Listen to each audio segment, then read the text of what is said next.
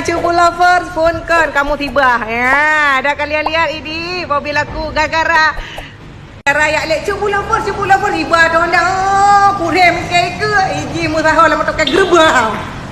Allah baru golong kan. Alihnya karena aku fikir nyom punya kuyu bayu abak tiagamnya. Kita udah tahu harganya berapa. Ternyata apa juta kau pegot kan? Takkanlah aku pukul mana. Alah, hana apa kali kau pukul hana apa. Yang penting berdua kau nak sakit.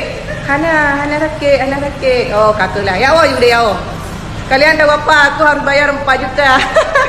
Alhamdulillah karena ilmu hantar. Bah menai ke dia sebab ada lelaki hana peng hai cubu lovers. Kan tataki kan soknya sok je ada lelaki hana peng. Ternyata Allah Maha baik. Nyatanya God ada dengan God. Tiba-tiba dalam waktu dekat itu ada yang dalam waktu dekat itu ada masuk DM Cutbul, kami bagian ini, kami mau endorse Cutbul bagian polis mobil apa kan lumayan Cutbul lover sudah dibayar, mobil kita dipolis apa segala macam kan. Ya udah aku terima berarti yang kalian tanya. Jadi saya taki go. Hai, pasti karena tak yakin mana. Tak lakai pun juta. Kerana si izin mesti bayar tanpa kantong kan ya. Jadi semua itu tanya pegat-pegat Allah bakal bertanya yang good. Jadi buat kalian pengalaman juga. Tak kali foto ke raliko tiba-tiba aku rem. Ke yang meramah wakam pandai meramah aku mah aku pidin.